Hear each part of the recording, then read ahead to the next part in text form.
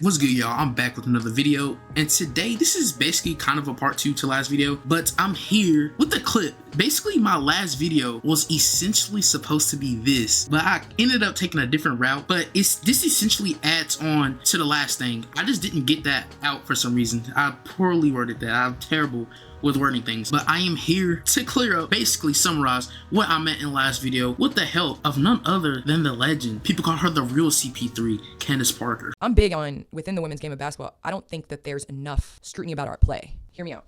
Okay. As a woman, because the game has been attacked so much by people sitting in their basement that can't dunk a donut, let alone a basketball, they're the ones that have driven the narrative that nobody watches women's sports. So many people have become protective of the game of basketball that they cannot take criticism, that nobody's allowed to criticize the game. But guess what? I want to criticize on the first morning show. Is he gonna get to the basket? Is he gonna get to the free throw line? Or is he gonna settle for the catch and shoot, which is what the Spurs want y'all to do, right? But you can't do that in the women's game. But there's also a line where if a woman makes a mistake, then they're like, go make a sandwich in the kitchen, go do this. I'm cool if you attack my words and my play, but when you start attacking what I should be doing of making sandwiches and being in the kitchen, to me is like, that is crazy. Alright, so I 100% agree with everything she said. Last video was more of the non-basketball points of why the WNBA fandom is bad, but this is a perfect example of the actual basketball problem with the WNBA fans. Alright, so I want to zero in on the part she says she doesn't think there's enough scrutiny for the actual play of the players. Alright, so when the WNBA first started, when the first wave of new WNBA fans started coming in around 2020, 2021, a lot of the criticism of the game was, as she said, misogynistic. So like she said, that caused fans to become more protective of the product. So we have the combination of those people and then the new people who literally just uses this to push narratives, like I said in the other video. I'm not going to get back into that again, but those people, you get things like this. All right, so of course y'all all know Aja Wilson was the MVP this year, and they just got eliminated from the second round of the playoffs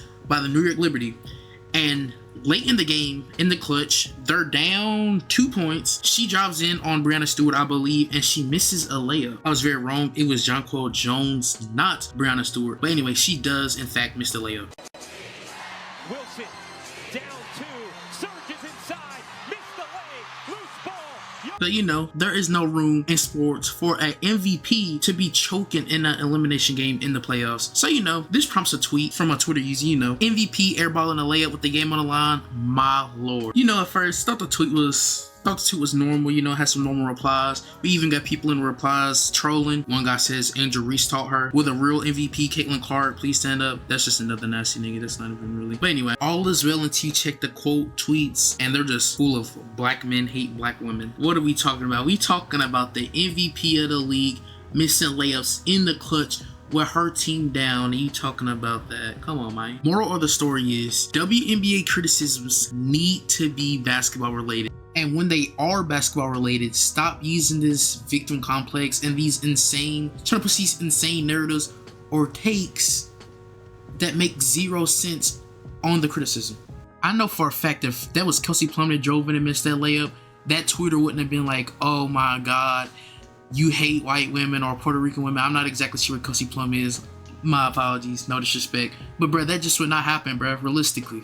Obviously, it's not going to always be that way. It's not even always that way with the WNBA. But majority of WNBA criticisms need to be about the product, which is that it's the league and how the league is ran, or with the gameplay of the players. Gameplay, that sounds like I'm talking about a video game. And the on-court performances, that's what I'm going to say. The on-court performances of the player. All right, and last point to touch on. I touched on this a little bit at the end of the last video, but thank you for this comment for inspiring me to touch on this again. I think the name is pronounced Jones23M. Jones23M. But he said, blaming the fan base is backwards. The fan base is a reflection of the WNBA product itself. Alright, so at the end of the last video, I dropped a clip of the commissioner.